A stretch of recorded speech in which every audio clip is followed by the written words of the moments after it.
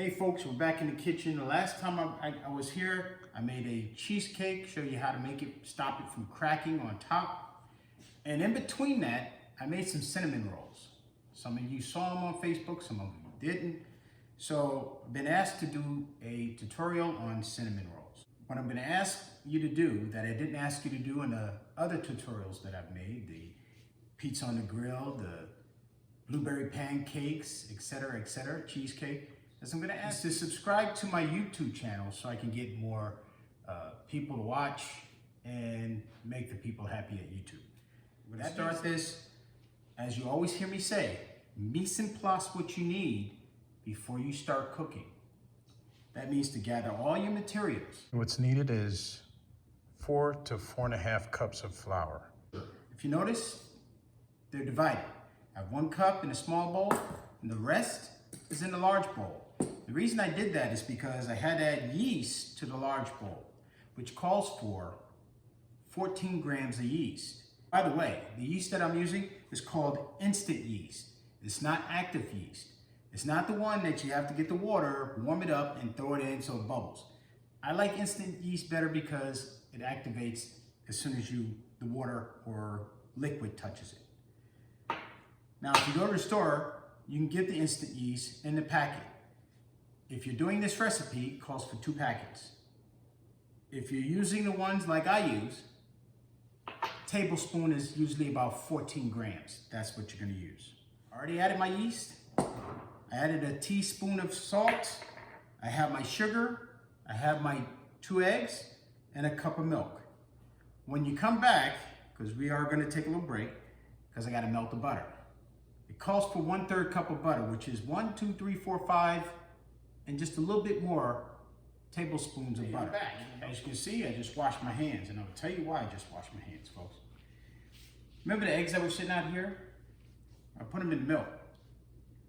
If you touch raw material, wash your hands. Make sure you don't contaminate the rest of your food supply. Got my whisk. I'm gonna mix my eggs with my milk. What I'm doing is I'm adding all my wet ingredients to my dry ingredients. The milk is warm, the eggs are warm, and I'm also gonna add the butter. So all my wet ingredients will go in with my dry ingredients. Okay? There you have it, that's ready to go. I also want to give that a stir because remember I have the yeast and other dry ingredients in here. I'm just gonna add a little bit. Okay, so what we're gonna do is we're gonna add the liquid ingredient into the mixer. What I'm gonna do to that is I'm gonna add the sugar. Now I'm gonna add a little bit at a time the flour, and it should start making a nice dough. It's a dough attachment we have. I'm gonna put a little bit in now. Let's get this up, and let's start mixing. Come in, you'll see what's happening here.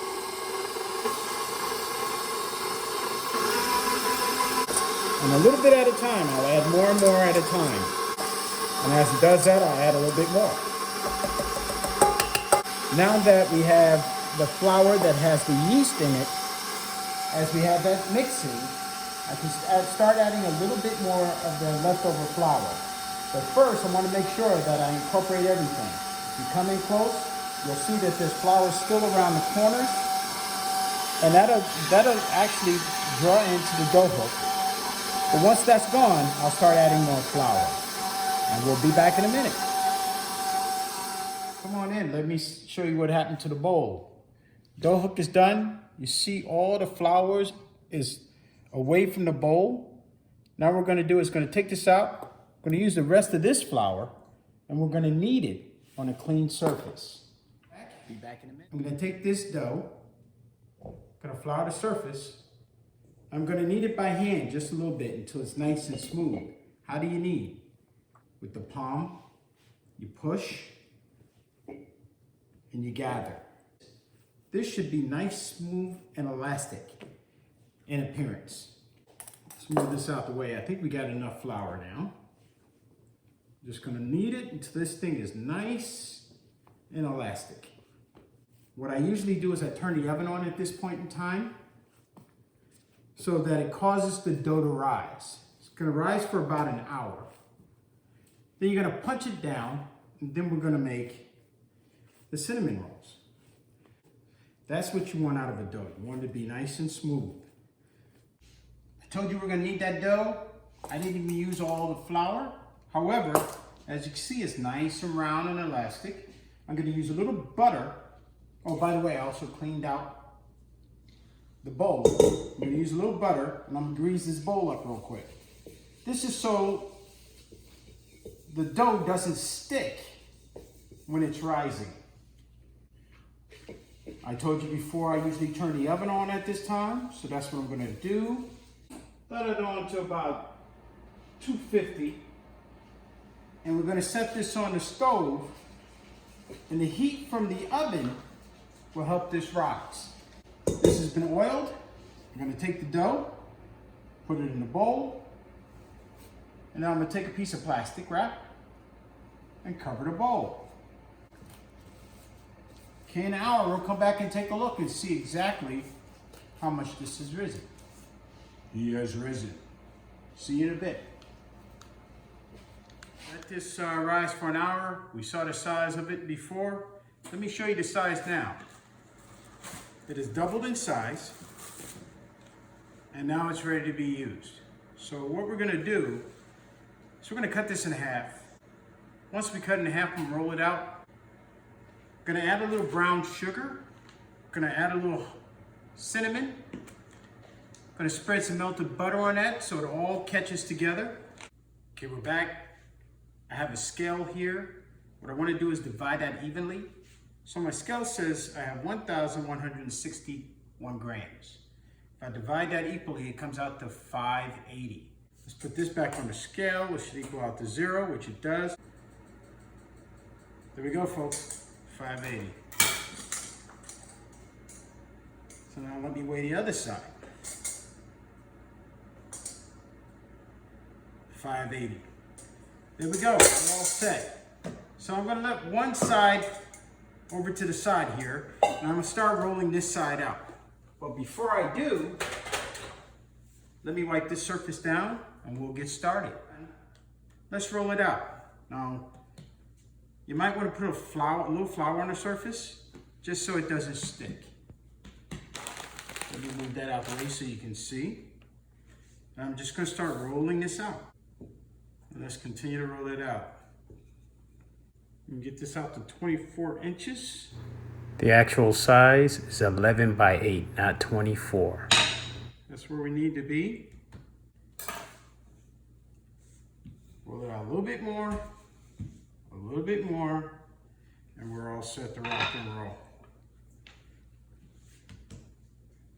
Take the melted butter. I'm gonna go just about a ½ inch from the edge, all the way around. And I'm gonna fill that in. Okay, now that we have that done, I'm gonna take some brown sugar. About 1/4 cup, but as you can see, I'm doing it by hand. I'm gonna spread that on there. Once again, ½ inch from this side, the sides. Real simple to do with your hand if it's been buttered, and it should stick. Take a little bit of cinnamon. They say 2 tablespoons, and just sprinkle it on top.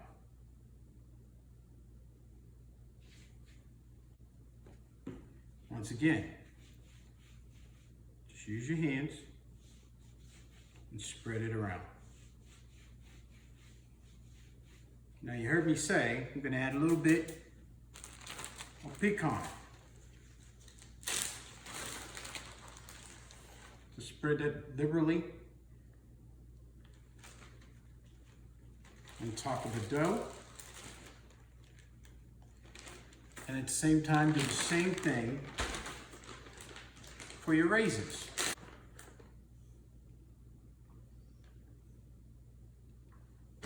Okay, now that that's done, I gotta roll this up. Now, which way do you roll it up? Do you roll it up lengthwise or shortwise? Well, the way you roll this up is lengthwise. You're gonna take our time and do it as tight as possible. There you go, folks. Start to roll.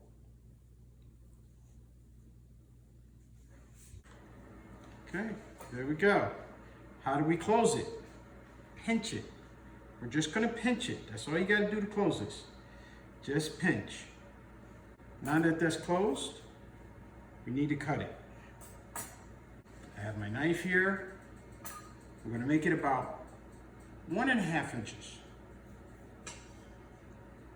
And we're gonna place it in the pan.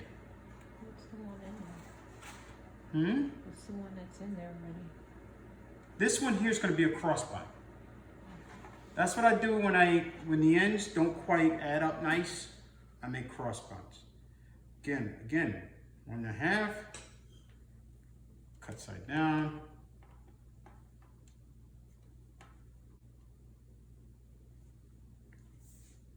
One and a half.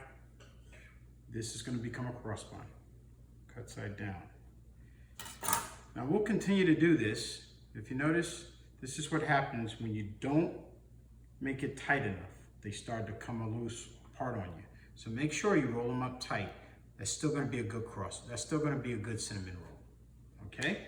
When you come back, I'll have this whole pan full and we'll get them in the oven. Or actually, we have to let it rise again and then we'll get them in the oven. Okay, we're back. I let this rise for about another 30 minutes. As you can see, they're ready to go into the oven right now.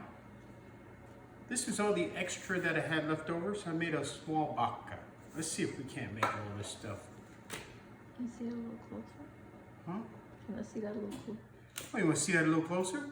Bam! There you go. Okay, so let's open it up. A preheated oven. It's been preheated at 350. We're going to let this cook about 20-25 minutes and we'll see what it looks like. I made a little cream cheese, butter, and sugar, confectionery sugar to go on top of the cinnamon rolls that are getting ready to come out the oven. So, took them out the oven. I'm just going to show you what they look like. There you go, folks. Cinnamon rolls out the oven. That's what they look like. Let's put a little icing on top. Let me grab a spatula. Just do a little dab on each one. There you go. That's how you do it. Oh yeah, folks. That's the way you do it. Just a little bit more on the back side here. There you have it. That's a cinnamon roll, ready to go. Fresh out the oven. Now I want to show you another one that we just did. Remember the extra dough we had? There's your babka, all ready to rock and roll for tomorrow. That's breakfast. Question. Question? Yes. Babka. What's the babka? It's just a bread. It's a different type of bread. That's all. Okay. All right. So we're done for tonight. We have a regular pan of regular cinnamon rolls. That's just sugar, butter, and cinnamon. And then we have the pan that we used with the pecans, raisins, cinnamon, butter, and sugar. Okay. And in the back, we have a piece of bread that we made with the leftover. And that's it. So, hope you enjoyed. We'll put the recipe up. Remember to subscribe if you like this tutorial. And we'll make another one as soon as possible. Have a good night, everyone, and happy baking.